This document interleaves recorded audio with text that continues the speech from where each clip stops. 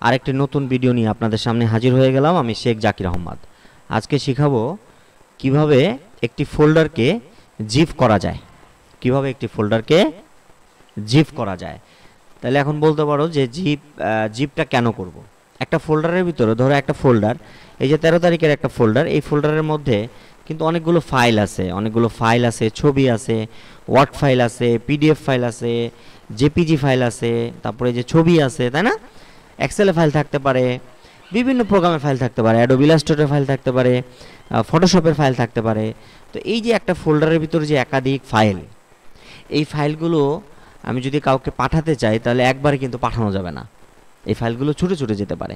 এই জন্য আমরা এই ফাইলটাকে অনেক সময় কি করতে হয়, জিপ করে পাঠাতে হয়, মানে লক করে দিতে হয়। কি করে দিতে হবে?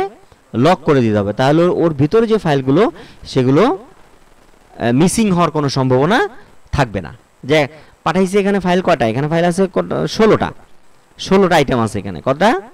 দেখা গেল আমি মেলে পাঠাইছি এক জায়গায়, উনি বলতেছে আমার ফাইল আছে 15টা, তার মানে একটা মিসিং হয়ে গেছে, কোনটা যেন যায় নাই, তাই না? এক্ষেত্রে আমরা কি করবো, এটাকে লক করে দিব। লক করে দিলে এটার মিসিং হবে না। এটা একটা বাক্সর মতো। 13 তারিখ কি, 13 তারিখে যে ফোল্ডারটা, এটা কি একটা বাক্স। এই বাক্সের ভিতরে কয়টা ফাইল আছে? 16টা ফাইল আছে। বাক্স যদি তুমি তালা না মারো, বাক্স থেকে 2-4টা ফাইল নাই হয়ে যেতে পারে। নির্দিষ্ট জায়গায় পৌঁছাইতে 2-3টা ফাইল নাই হয়ে গেছে। আর যদি তুমি বাক্সটা তালা মেরে রাখো, তাহলে কি হারানোর কোনো সম্ভাবনা থাকে? থাকে না। তো এটাই দেখাবো।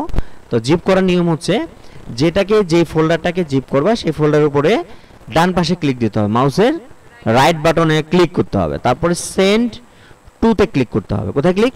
Send to. তারপরে যে দেখো কম্প্রেসড জিপার ব্র্যাকেটের মধ্যে ফোল্ডার, এখানে একটা ক্লিক দিবা। এই যে বাম পাশে দেখো একটা তালার মতো চিহ্ন আছে, এখানে ক্লিক দেওয়ার সঙ্গে সঙ্গে একটু ওয়েট করার পরে দেখবা যে এটা জিপ হয়ে গেছে। এই দেখছো তালা মারা হয়ে গেছে। এই ফোল্ডারটা কিন্তু শুধু ডাইরেক্ট ফোল্ডার, আর এটা কিন্তু তালা মারা। এটার মধ্যে ফাইল আছে, সেম ফাইল, ওই ফাইলগুলোই আছে, কিন্তু এটা হচ্ছে তালা মারা। তো এইভাবে করে আমরা একটা ফোল্ডারকে খুব সহজেই জিপ করতে পারবো।